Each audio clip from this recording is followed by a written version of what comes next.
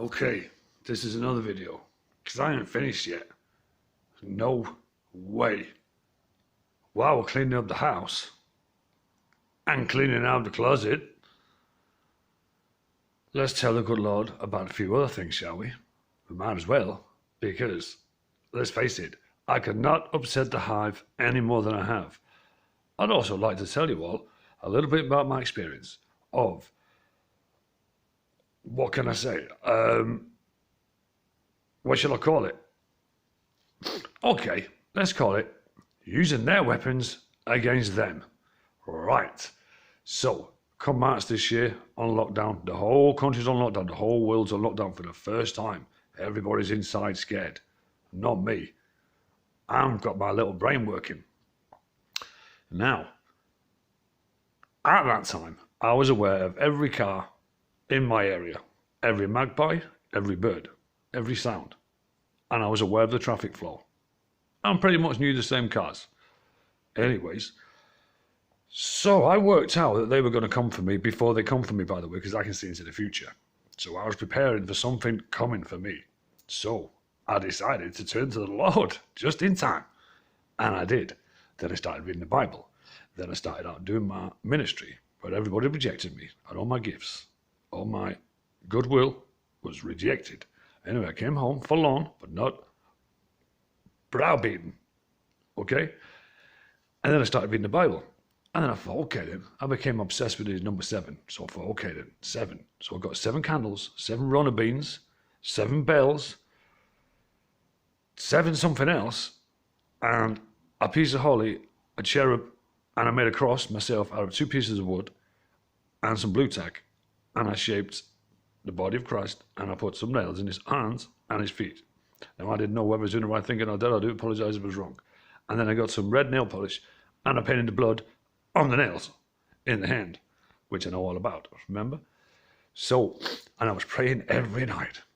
I had one thing on mind, that I was going to speak to these people because I was not happy about what they were doing to humanity and what was coming, because I was foretold this story many years ago by myself. So I started praying, candles on, incense, everything I could think of to use against these people that were using these things against me. So I prayed for the whole week. I didn't eat. I prayed. I meditated. I didn't even know what I was doing, to be honest with you. And then, this is the night that I decided that I was going to confront these people and ask them what the f*** is going on. So, the night I decided to burst through the matrix is exactly what I did. And the good Lord will testify that I didn't. I can prove it. I can prove it. As always, I don't speak nothing but the truth. I've got nothing to be afraid of.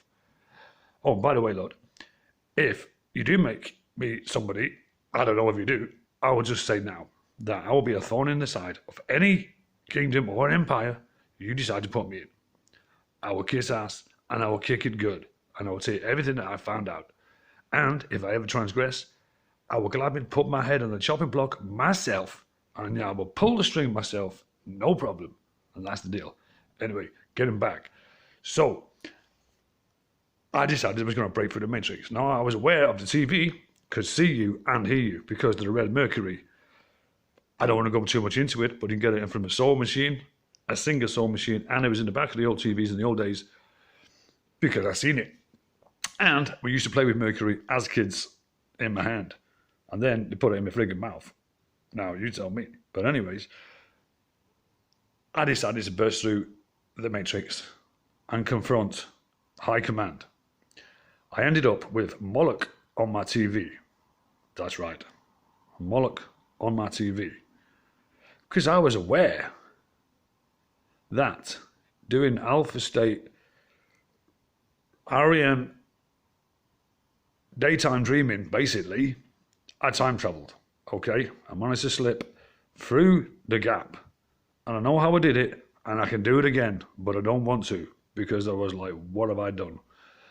Anyway, I confronted High Command, and I said to them, I will personally take care of you, myself, President Trump, and you, little Mr. Fauci.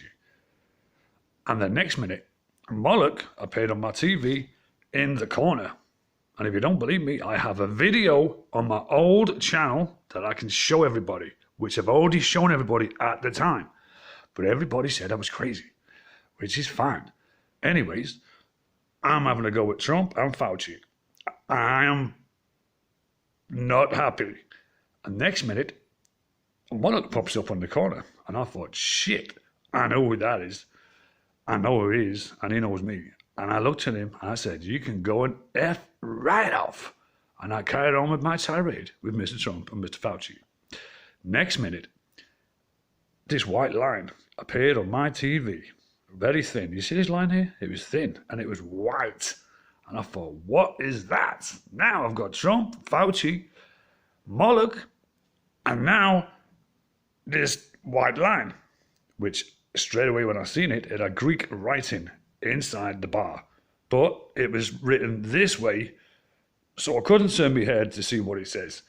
And to be honest with you, I was a little bit busy having a word with Mr. Trump.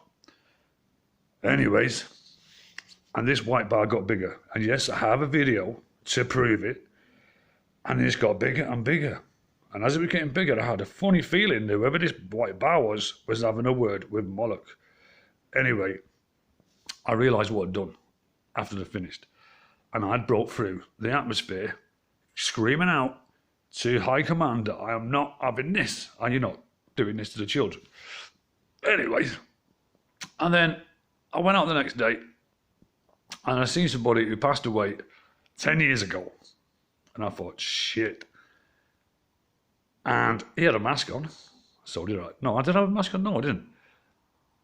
And I seen him at the shops and I thought, oh, hang on a minute, I'm sure you died 10 years ago, but I stayed really cool.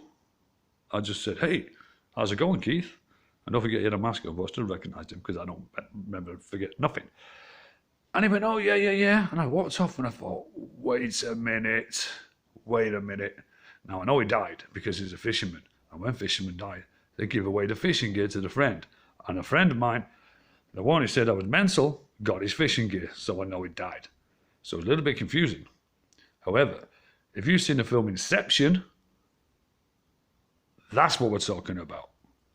Okay? Once you can control yourself in a dream and be aware you're in a dream, you are then able to control the dream. It's like a dream within a dream. You've heard the song. Okay, it's a little bit deep. All I'm saying is, I really upset the Hive big time. And that's why Babylon come on my door and smashed it. And during that period, they were driving past my house using psychotronics, which is sound. And they can use these bleep things to control you completely. Completely. They can, I don't want to go into what they can do, but I know what they can do because I've been in them and I know exactly what they've done. Because I became aware that I was in some kind of inception thing sometimes. But you've got to have a sound mind. And I would just like to remind everybody, the abilities that I have are a direct consequence of being abused as a child. So there's a little bit of sweet justice here, in a way. Because as a result of having your brain fractured, which is called brain fracturing, where you just smash it to pieces, 1,000 pieces. You're like a mirror that's been smashed into 1,000 pieces and you've got to put it all back together. But anyways, what you do is you're always looking out for danger. Anyone that comes near you, you're already thinking, what could he do? What could she do? What could happen if they do this, do that, do that, do that, do that? And it just goes on from there. And as you get past 50 years old, you become like a bit of a Nostradamus, if you like. And I'm not saying I am. I'm just saying, okay. So, at the end of the day, it's come and bit you on the butt because all these people that have been downtrodden, not believed, abused, whatever, through the system, the government, the BBC and everything else, they're back to kick your butt with all the skills they need because you give it to him in a kind of way. So also, I'd also like to go and see Oliver Tobias, Lord.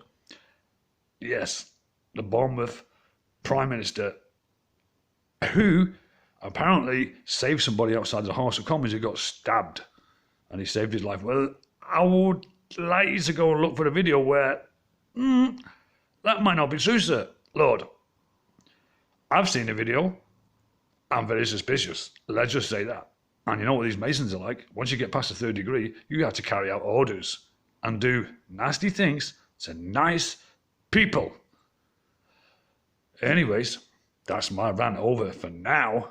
And I see Mr. Hush is completely hush about the ninth planet that Barney's found.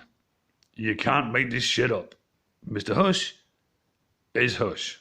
What can I say, guys?